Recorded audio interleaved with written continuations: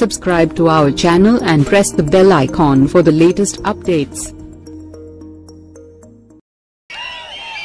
కూర్చొని ఈ రోజున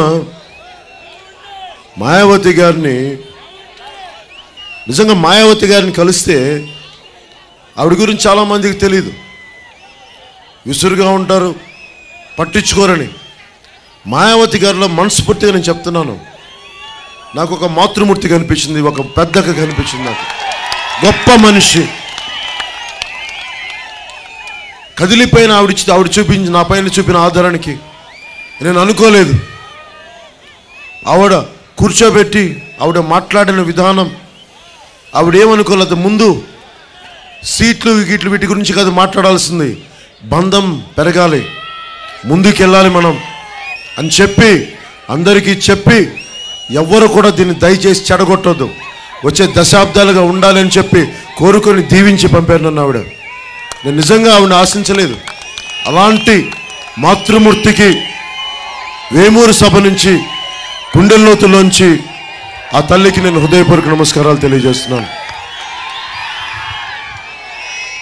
అంటే మీరు ఆలోచించండి, ఉత్తరప్రదేశ్ లాంటి కరుడుగట్టుకుపోయిన వ్యవస్థలో, సామాజిక వ్యవస్థలో ఒక ఆడపడుచు వచ్చి కాన్షీరామ్ గారు లేకుండా పక్కన ఒక్కరే వచ్చి యుద్ధం చేసి ఈ రోజున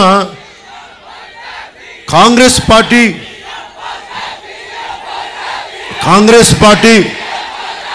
భారతీయ జనతా పార్టీతో సమానంగా జాతీయ పార్టీ ఏదైనా ఉంది అంటే బహుజన్ సమాజ్ పార్టీ. అలాంటి బహుజన్ సమాజ్ పార్టీకి జనసేనకి నిజంగా బంధం కుదరడం నిజంగా నాకు చాలా ఆనందం కలిగించే విషయం. అలాంటి బంధాన్ని ఇప్పటిదాకా రెండు ప్రభుత్వాలు చూశారు. వైసీపీ ఎలా ఉంటుందండి, వాళ్ళ నాన్నగారు చేశారు, ఇచ్చారు, తర్వాత ఏం చేశారు, రాష్ట్రం విచ్ఛిన్నం అయిపోయింది.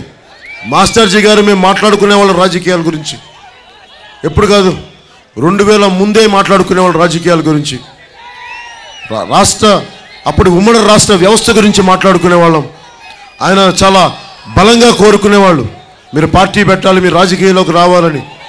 నేనే నమ్ముతానంటే రాజకీయాల్లోకి రావాలి అంటే చాలామంది వీరంతా ఉద్యమకారులు, పోరాట యోధులు. వారు చెప్పి ఓకే, నాకు అఖండమైన ప్రజాబలం ఉంది, కానీ నాకు ఆలోచన శక్తి సరిపోలేదు. చదువుకున్నాను, అన్నవరం సినిమా చేస్తూ లోపలికి పోయి పబ్లిక్ పాలసీల గురించి పుస్తకాలు చదివేవాడిని. అవగాహన చేసుకొని రాజకీయాల్లోకి వచ్చాను. ఇన్ని కోట్ల మంది ప్రజల జీవితాల గురించి ముందుకు తీసుకెళ్లాలంటే అవగాహన లేకుండా నేను రాజకీయాల్లోకి రాలేదు. ఇది మనకి 3వ ఎన్నిక. 2009లో మనం అప్పటి రాజకీయ ప్రస్థానాన్ని ప్రారంభించాం. దాదాపు 23% ఓట్లు సంపాదించాం ఆ రోజునే.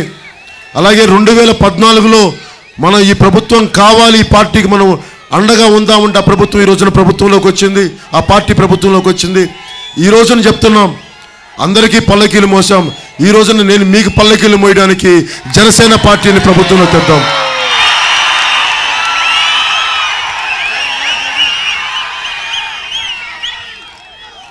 మనం అందరినీ కలుపుకొని వెళ్ళిపోయే వాళ్ళం.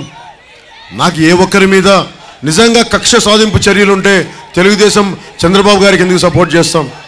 అనుభవం తాలూకు విలువ తెలుసు, కాన్షీరామ్ గారు ఆలోచన విధానం తెలుసు, మాయావతి గారు అన్ని వర్గాల వారిని కలుపుకెళ్ళిన విధానం నాకు నచ్చింది. కులాల ఐక్యతని మాట్లాడుతున్నా అంటే దానికి ఒక స్ఫూర్తి మాయావతి గారు కూడా.